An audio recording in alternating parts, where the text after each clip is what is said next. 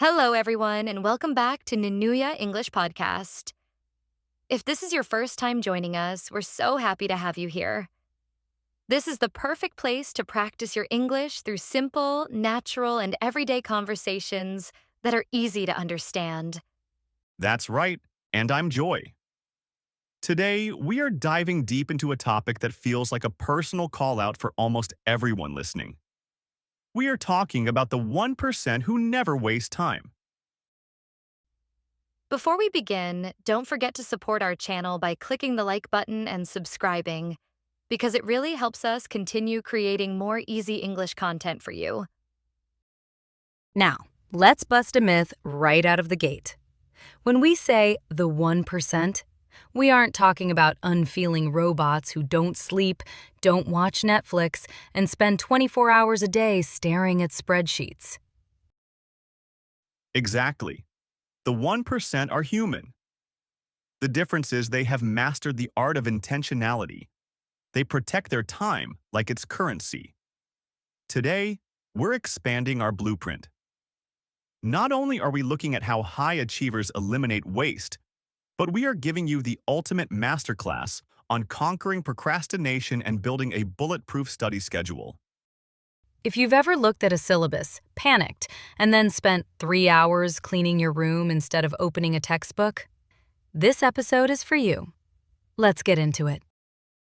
Let's start with the elephant in the room. Procrastination. Joy, why do we actually do it?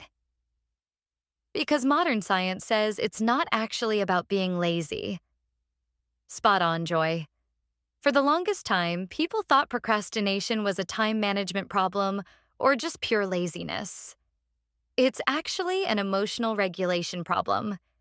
When you look at a massive study project or a difficult essay, your brain perceives it as a threat of failure, boredom, or frustration. So your brain's amygdala, the fight-or-flight center, kicks in and says, hey, let's escape this stress by doing something that gives us instant dopamine instead, like checking social media or organizing your closet. Exactly. The 1% understand this psychological trap, and they beat it using two specific tools. The first is the 5-minute rule. Joy, how does that one work? It's brilliantly simple. You tell yourself, I am only going to work on this summary or this math problem for exactly 5 minutes. If I want to quit after 5 minutes, I am allowed to stop. And the secret sauce here is that action precedes motivation, not the other way around. Once you break the barrier of starting, your brain drops the anxiety, and momentum takes over. 90% of the time, you keep going. The second tool they use is micro-batching. Instead of writing study chemistry on a to-do list, which is way too vague and terrifying for the brain, they break it down into micro-tasks. Don't study chemistry. Instead, read pages 42 to 45 and write down 3 definitions.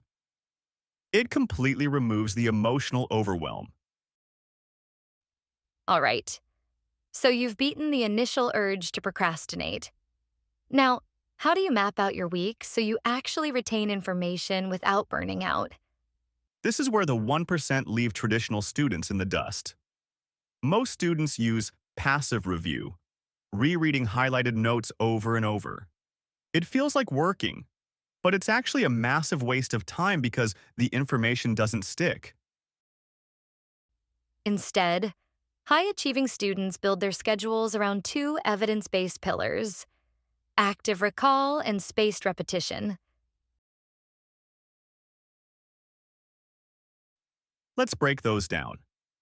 Active recall means instead of looking at your textbook, you close it and force your brain to retrieve the information from scratch. Use flashcards or practice testing. It's harder, which means it builds stronger neural pathways. And spaced repetition means you don't cram for 10 hours the night before an exam. The 1% schedules short, focused review sessions spread out over days or weeks. Say, reviewing a topic one day after learning it, then 3 days later, then 7 days later. To make this work logistically, they use time blocking. Instead of a vague to-do list, they open a digital calendar and block out specific, non-negotiable windows. For example, Tuesday, 4 p.m. to 5:30 p.m. Time block for biology-spaced repetition. Treat it like an appointment with a doctor. You can't just skip it because you don't feel like it. Now, none of these schedules work if you are running on empty. A major secret of the top 1% is that they manage energy over time. This is huge. 60 minutes of studying when you are exhausted and brain-fried is a waste of time. You'll read the same paragraph 5 times without processing a word. But 60 minutes when you are laser-focused and energized? You can get 3 hours of work done. So, protect your peak energy windows.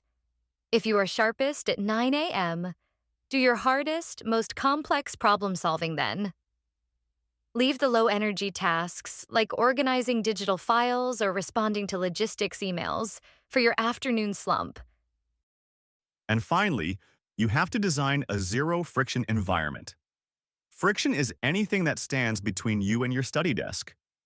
If your desk is messy, your laptop is dead, and your phone is sitting next to your hand buzzing with notifications, you are setting yourself up to fail.